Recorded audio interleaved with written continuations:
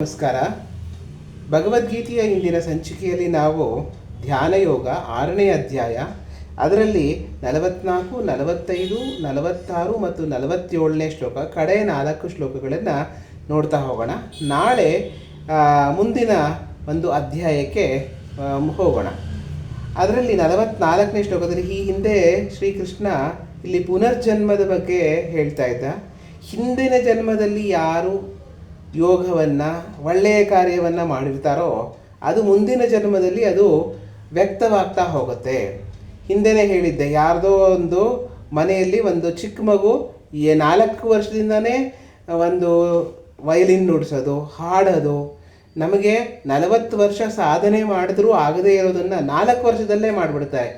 ಆ ಒಂದು ಚಿಕ್ಕ ಬೆರಳಲ್ಲಿ ಆ ಒಂದು ವಯಲಿನ್ನು ಅಥವಾ ವೀಣೆ ಅಷ್ಟು ಚೆನ್ನಾಗಿ ಸುಲಲಿತವಾಗಿ ನುಡ್ಸೋಕ್ಕಾಗ್ತಾ ಇರುತ್ತೆ. ಅಂದರೆ ಅದು ಹಿಂದಿನ ಜನ್ಮದ ಒಂದು ಕರ್ಮದಿಂದ ಬಂದಿರುವಂತಹ ಒಂದು ಫಲ ಅಂತ ಹೇಳ್ಬೋದು. ಅದನ್ನು ಶ್ರೀಕೃಷ್ಣ ಇಲ್ಲಿ ಹೇಳ್ತಾ ಇದ್ದಾನೆ.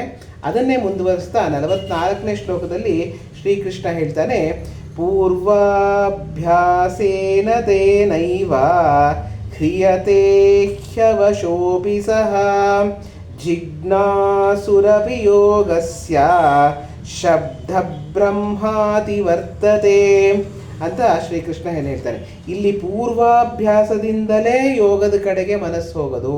ಪೂರ್ವಾಭ್ಯಾಸ ಅಂದರೆ ಹಿಂದೆ ಜನ್ಮದಲ್ಲಿ ಅದರ ಬಗ್ಗೆ ಆಸಕ್ತಿ ಇರೋದು, ಹಿಂದಿನ ಜನ್ಮದಲ್ಲಿ ಅದು ಅಪೂರ್ಣವಾಗಿರೋದು.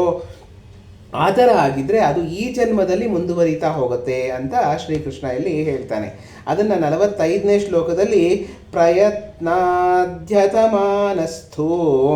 ಯೋಗಿ ಸಂಶುದ್ಧ ಕಿಲ್ಬಿಷಃ ಅನೇಕ ಜನ್ಮ ಸಂಸಿದ್ಧ ತತ್ತೋ ಯಾತಿ ಪರಾಂಗತಿಂ.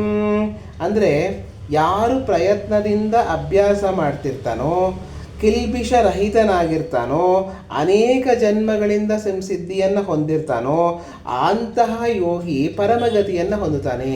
ಅಂದರೆ ಇದು ಒಂದು ಜನ್ಮದಲ್ಲಿ ಸಾಧನೆ ಮಾಡುವಂತಹ ವಿಚಾರವಲ್ಲ, ಅದು ಅನೇಕ ಜನ್ಮದಿಂದ ಮಾಡಿರೋ ಸಾಧನೆ.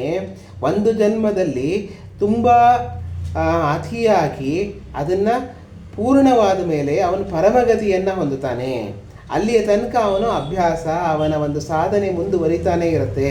ಅದು ಹಿಂದಿನ ಜನ್ಮದಲ್ಲಿ ಏನು ಮಾಡಿರ್ತಾರೋ ಅದು ಮುಂದಿನ ಜನ್ಮದಲ್ಲಿ ಮುಂದುವರಿಸ್ತಾ ಹೋಗುತ್ತೆ.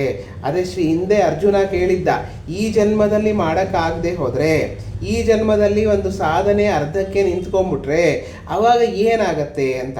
ಅದನ್ನು ಶ್ರೀಕೃಷ್ಣ ಇಲ್ಲಿ ಹೇಳ್ತಾನೆ, ಈ ಜನ್ಮದಲ್ಲಿ ಏನು ಮಾಡಿದ್ಯೋ ಅದು ಸಾಧನೆ ಮುಂದಿನ ಜನ್ಮದಲ್ಲಿ ಅದು ಪರಿಪೂರ್ಣ ಹೊಂದತ್ತೆ.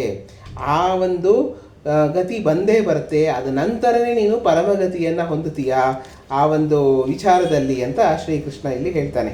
ಅದನ್ನೇ ಮುಂದುವರಿಸ್ತಾ 46ನೇ ಶ್ಲೋಕದಲ್ಲಿ ತಪಸ್ವಿಭ್ಯೋಧಿಕೋ ಯೋಗಿ ಜ್ಞಾನಿಭ್ಯೋಪಿ ಮಥೋಧಿಕಃ ಕರ್ಮಿಭ್ಯಾಶ್ಚಾಧಿಕೋ ಯೋಗಿ ತಸ್ಮಾದ್ಯೋಗಿ ಭವಾರ್ಜುನ ಅಂತ ಶ್ರೀಕೃಷ್ಣ ಎಲ್ಲಿ ಹೇಳ್ತಾನೆ. ಒಂದು ಹೈರಾರ್ಕಿಯನ್ನು ಕೊಡ್ತಾ ಇದ್ದಾನೆ ಶ್ರೀಕೃಷ್ಣ, ಯಾರಿಗಿಂತ ಯಾರು ಜಾಸ್ತಿ ಅಂತ. ತಪಸ್ವಿಗಳು, ಜ್ಞಾನಿಗಳು ಮತ್ತು ಕರ್ಮಿಗಳಿಗಿಂತಲೂ ಯೋಗಿ ಶ್ರೇಷ್ಠನಾಗಿರ್ತಾನೆ. ತಪಸ್ವಿಗಳಿಗಿಂತ ಅಧಿಕನಾಗಿರ್ತಕ್ಕಂತಹವನು ಯೋಗಿ, ಯೋಗಿಗಿಂತ ಅಧಿಕನಾಗಿರ್ತಕ್ಕಂತಹವನು ಜ್ಞಾನಿ, ಜ್ಞಾನಿಗಿಂತ ಅಧಿಕನಾಗಿರ್ತಕ್ಕಂತಹವನು ಕರ್ಮವನ್ನು ಮಾಡುವಂತಹವನು, ಅದಕ್ಕಿಂತನೂ ಧ್ಯಾನ ಮಾಡುವವನು ಮತ್ತು ಮನಸ್ಸನ್ನು ಏಕಾಗ್ರತೆಯನ್ನು ಸಾಧಿಸುವಂತಹವನು ಅತ್ಯಧಿಕನಾಗಿರ್ತಾನೆ ಅಂತ ಶ್ರೀಕೃಷ್ಣ ಇಲ್ಲಿ ಹೇಳ್ತಾನೆ. ಅಂದರೆ ನೀನು ಕರ್ಮದಕ್ಕಿಂತನೂ ನೀನು ಧ್ಯಾನ ಮಾಡಿದ್ರೆ ನಿನಗೆ ಅತ್ಯಂತ ಶ್ರೇಷ್ಠವಾದ ಫಲ ಸಿಗತ್ತೆ ಅಂತ ಶ್ರೀಕೃಷ್ಣ ಹೇಳ್ತಾನೆ. ಫಲ ಅಂದರೆ ಏನಪ್ಪ ಅಂದರೆ ನೀನು ಒಂದು ನಿನ್ನ ವ್ಯಕ್ತಿತ್ವವನ್ನು ಒಂದು ಕಡೆಗೆ ದೃಷ್ಟಿಯನ್ನು ಇಟ್ಕೊಂಡು ಕೆಲಸವನ್ನು ಮಾಡ್ತಕ್ಕಂಥದ್ದು, ಒಂದೇ ವಿಚಾರವನ್ನು ಧ್ಯಾನ ಮಾಡ್ತಕ್ಕಂಥವನು ಪರಮಪದವನ್ನು ಹೊಂದುತ್ತಾನೆ ಅಂತ ಶ್ರೀಕೃಷ್ಣ ಇಲ್ಲಿ ಹೇಳ್ತಾನೆ.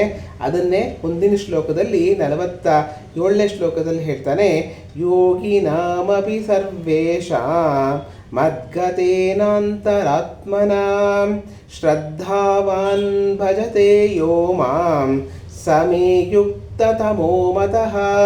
ಅಂದರೆ ಇಲ್ಲಿ ಧ್ಯಾನಿಯಾಗಿರುವಂತಹವನು ಯಾರು ಮನಸ್ಸಲ್ಲಿ ಲೀನ ಮಾಡಿ, ಮನಸ್ಸನ್ನು ಲೀನ ಮಾಡಿ ನನ್ನನ್ನೇ ಚಿಂತಿಸ್ತಾ ಇರ್ತಾನೋ, ನನ್ನನ್ನೇ ಯಾವಾಗಲೂ ಧ್ಯಾನಿಸ್ತಾ ಇರ್ತಾನೋ, ಅವನ ಕರ್ಮದಲ್ಲಾಗಲಿ, ಅವನ ಧ್ಯಾನದಲ್ಲಾಗಲಿ, ಅವನ ಯೋಗದಲ್ಲಾಗಲಿ ನನ್ನನ್ನೇ ಧ್ಯಾನಿಸ್ತಾ ಇರ್ತಾನೋ, ಒಂದೇ ವಿಚಾರವನ್ನು ಯೋಚನೆ ಮಾಡ್ತಿರ್ತಾನೋ, ಅವನು ನಾನು ಹೇಳಿದಂತೆ ನನ್ನನ್ನೇ ಹೊಂದುತ್ತಾನೆ, ಪರಮಪದಿಯನ್ನು ಹೊಂದುತ್ತಾನೆ ಅಂತ ಶ್ರೀಕೃಷ್ಣ ಹೇಳ್ತಾನೆ. ಅಂತಹವನೇ ಅತ್ಯಂತ ಶ್ರೇಷ್ಠನಾದವನು ಅಂತ ಶ್ರೀಕೃಷ್ಣ ಇಲ್ಲಿ ಹೇಳಿ ಈ ಕಡೆಯ ಒಂದು ಶ್ಲೋಕದಿಂದ ಧ್ಯಾನ ಯೋಗವನ್ನು ಮುಗಿಸ್ತಾನೆ. ಮುಂದಿನ ಸಂಚಿಕೆಯಲ್ಲಿ ನಾವು 7ನೇ ಅಧ್ಯಾಯ ಜ್ಞಾನ ವಿಜ್ಞಾನ ಯೋಗವನ್ನು ನೋಡ್ತಾ ಹೋಗೋಣ. ಎಲ್ಲರಿಗೂ ನಮಸ್ಕಾರ.